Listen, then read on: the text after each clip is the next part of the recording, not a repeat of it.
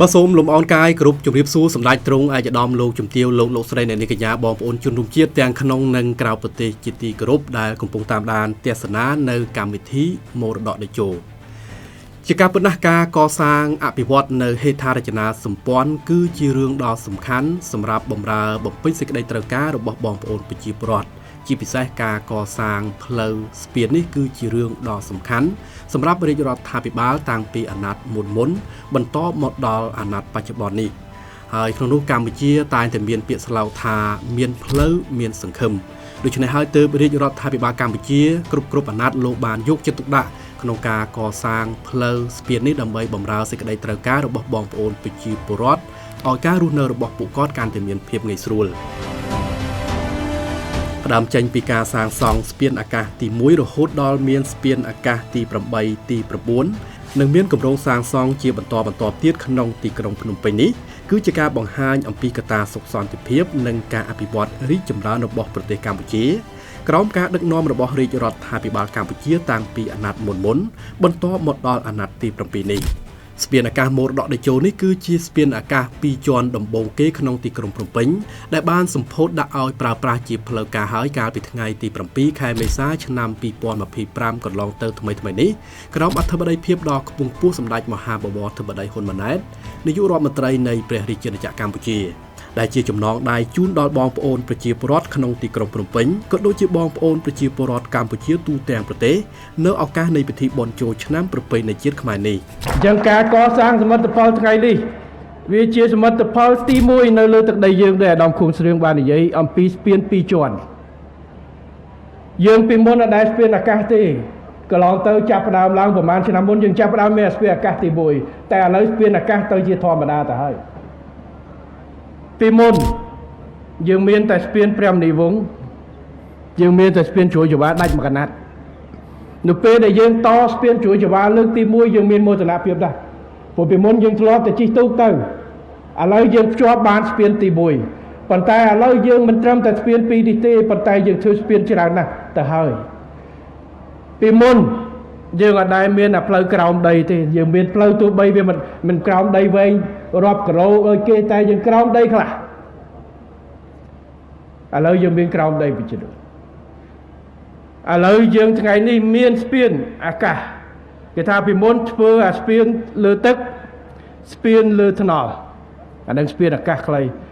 ឡូវយើងធ្វើស្ពានលើស្ពានមួយទៀតបានតែស្ពាន2ជាន់នៅទីនេះអញ្ចឹងស្ពានលើកទី1តែមានមួយហើយនឹងមានបន្តទៀតហើយបាទ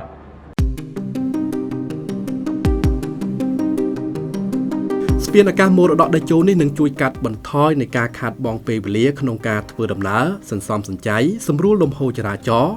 ធ្វើឲ្យប្រជាពលរដ្ឋមានភាពងាយស្រួលក្នុងការធ្វើដំណើរជាពិសេសពេលបុណ្យទានម្ដងដូចជាអំឡុងពិធីបុណ្យចូលឆ្នាំប្រពៃណីជាតិខ្មែរនេះជាដើមខ្ញុំបាទសូមរំលឹកថាស្ពានអាកាសមរតកតេជោនេះបានបើកការដ្ឋានសាងសង់កាលពីថ្ងៃទី31ខែសីហាឆ្នាំ2022ក្រោមអធិបតីភាពដ៏ខ្ពង់ខ្ពស់សម្ដេចអគ្គមហាសេនាបតីតេជោហ៊ុនសែនអតីតនាយករដ្ឋមន្ត្រីនិងបច្ចុប្បន្នជាប្រធានប្រសិទ្ធិដែលពេលនោះសម្ដេចតេជោបានមានប្រសាសន៍ថាភាពរីកចម្រើនរបស់ប្រទេសជាតិគឺតម្រូវឲ្យរាជរដ្ឋាភិបាលមានការគិតគូរអំពីការកសាងសមិទ្ធផលផ្សេងដើម្បីបំពេញតម្រូវការរបស់ប្រជាពលរដ្ឋការរីកចម្រើនរបស់ប្រទេសជាតិនាំទៅឲ្យមានការផ្លាស់ប្ដូររវាងតម្រូវការនិងការផ្គត់ផ្គង់ដែលមុននេះតម្រូវការនៃការផ្គត់ផ្គង់ទៅលើបញ្ហាស្បៀងអាហារការអប់រំសុខាភិបាលសម្លៀកបំពាក់ឬក៏ផ្ទះសម្បែងតែឥឡូវនេះបែរជាមានពាក់ព័ន្ធជាមួយនឹងតម្រូវការនៃការធ្វើដំណើរដោយមធ្យោបាយគ្រឿងយន្តជាមួយនឹងផ្លូវតូចចង្អៀតដែលយើងចាំបាច់ត្រូវពង្រីកការរីកចម្រើននេះនាំទៅដល់ការប្រែប្រួលយ៉ាងដូចនេះ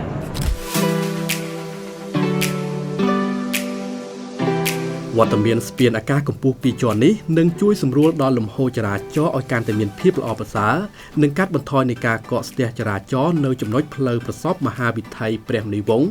មហាវិថីកងយុទ្ធពលខេមរៈភូមិន្ទនិងមហាវិថីសម្ដេចតេជោផ្លូវ60ម៉ែត្រ ដែលតែងតែមានការកកស្ទះនាពេលកន្លងទៅនោះស្ពានអាកាសមរតកតេជោនេះគឺបានសាងសង់ឡើងដោយក្រុមហ៊ុនវិនិយោគទុនអាណិកជនកម្ពុជា OCIC របស់អ្នកអង្គការពុងខៀវសែដោយចំណាយថវិកាប្រមាណជាង$36 លាននិងចំណាយពេលវេលាក្នុងការសាងសង់ចំនួន36ខែហើយអ្វីដែលគួរឲ្យមានមោទនភាពនោះស្ពាននេះគឺសាងសង់ឡើងដោយកូនខ្មែរតែម្ដងអញ្ចឹងនេះគឺជាមោទនភាពរបស់យើងដែលបញ្ជាក់អំពីការវឌ្ឍនភាពនៃការកសាងសមិទ្ធផលធំជូនខ្មែរយើងដោយកូនខ្មែរនេះគឺសូមអបអរសាទរហើយចក្ខុវិស័យរបស់ក្រុមហ៊ុនដែលអង្គការបានប្រាប់មិនខុសពីកម្ពុជាទេយើងចង់ធ្វើម៉េចជាជំហានយើងមានសមត្ថភាពក្នុងការកសាងអភិវឌ្ឍប្រទេសរៀបចំគ្រប់គេថាដំណាក់ទាំងផែនការនិងការដឹកនាំធ្វើការត្រួតពិនិត្យនិងការធ្វើកិច្ចការងារផ្សេងជាពិសេសពាក់ព័ន្ធទៅនឹងហេដ្ឋារចនាសម្ព័ន្ធកម្រិតខ្ពស់មានស្ពានអាកាសមានអគារច្រើនជាន់មានពលានយន្តហោះធំកម្រិតធំដែលថាយើងឈានទៅដល់ការបណ្ដុះបណ្ដាលអនុវត្តហើយឈានថ្ងៃក្រោយគឺធនធាននៅក្នុងប្រទេសយើងតែម្ដងហើយនេះហើយគឺជាអ្វីដែលជាការកសាងនិងអភិវឌ្ឍប្រទេសព្រោះកសាងមួយបើន័យថាយើងហៅពីណាកសាងក៏បានដែរជាប់យើងនៅពឹងគេរហូតជំនាញគេមកគេទៅវិញបាត់គេធ្វើជំនួសយើងប៉ុន្តែការអភិវឌ្ឍប្រទេសគឺបើន័យថាកសាងសមិទ្ធផលកសាងនូវភាពប្រែប្រួលជាសំខាន់ដែលមានចីរភាពហើយសមត្ថភាពដែលមានចីរភាពគឺគ្មានអីក្រៅពីផ្ទេរជំនាញ2អ្នកជំនាញបរទេសដែលមកជួយជំនាញពីក្រៅប្រទេសដែលយើងទៅរៀននៅក្រៅប្រទេសទៅធ្វើការក្រៅប្រទេស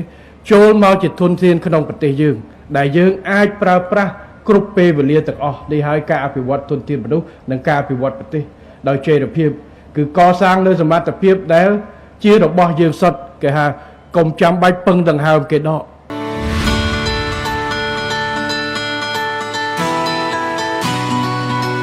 នេះគឺជាសមិទ្ធផលមួយដែលយើងគួរតែមានមោទនភាពអ្វីដែលកម្ពុជាយើងមិនមានពីអតីតកាលជាពិសេសក្រោយពេលដែលយើងងើបពីសង្គ្រាមមកគឺយើងមិនមានអ្វីទាំងអស់កន្លងទៅសម្ដេចតេជោធ្លាប់បានមានប្រសាសន៍ឲ្យថានៅពេលដែលយើងមានស្ពានអាកាសលើកដំបូងគឺយើងពិតជាមានមោទនភាពខ្លាំងគឺយើងត្រូវតែអួតប៉ុន្តែនៅពេលដែលយើងមានច្រើនគឺយើងមិនចាំបាច់ក្នុងការអួតនោះទេនៅពេលដែលចាប់ផ្ដើមស្ពានអាកាសទី1ក្បាលខ្នល់ខ្ញុំឧស្សាហ៍និយាយលេងពេលដែលបានស្ពានអាកាសទី1មានអ្នកឌឺឲ្យខ្ញុំគេថាអួតបានតែមួយនោះអួតតើគេមានដល់រាប់សិបរាប់រយគេអួតផង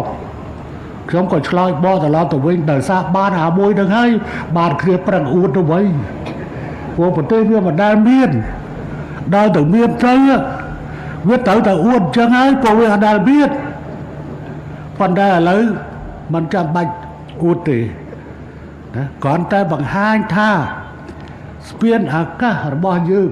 មិនមែនមានត្រឹមតែមួយទេយើងចាប់ប្រើប្រាស់500មកហើយ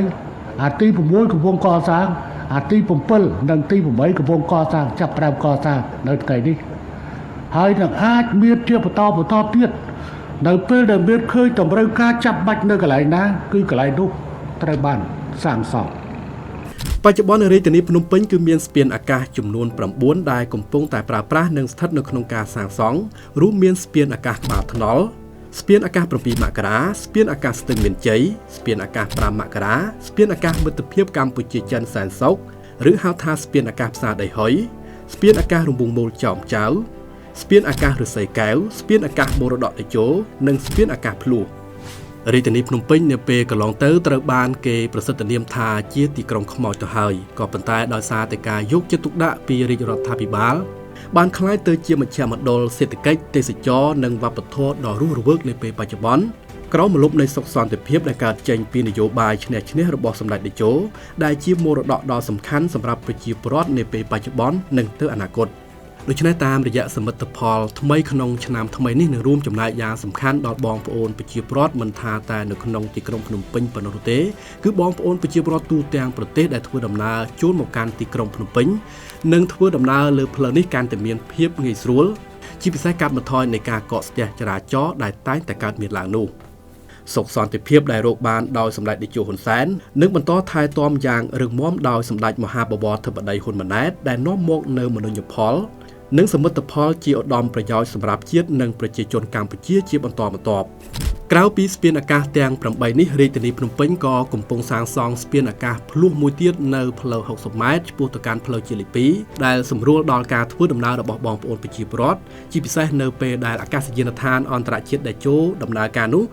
ស្ពាននេះនឹងជួយសម្រួលដល់ការធ្វើដំណើរជាពិសេសការដឹកជញ្ជូនទំនិញផ្សេងៗឆ្ពោះទៅកាន់អាកាសយានដ្ឋានអន្តរជាតិតេជោកាន់តែមានភាពងាយស្រួលផងដែរអរគុណសម្ដេចឯកឧត្តមលោកជំទាវលោកស្រីអ្នកនាងកញ្ញាដែលបានតាមដានទស្សនានៅកម្មវិធីមរតកតេជោនៅឱកាសក្រោយខ្ញុំបាទនឹងមានប្រធានបទសំខាន់មកជម្រាបជូនជាបន្តទៀតសម្រាប់ពេលនេះខ្ញុំបាទសំសីហាសូមអរគុណសូមគោរពលា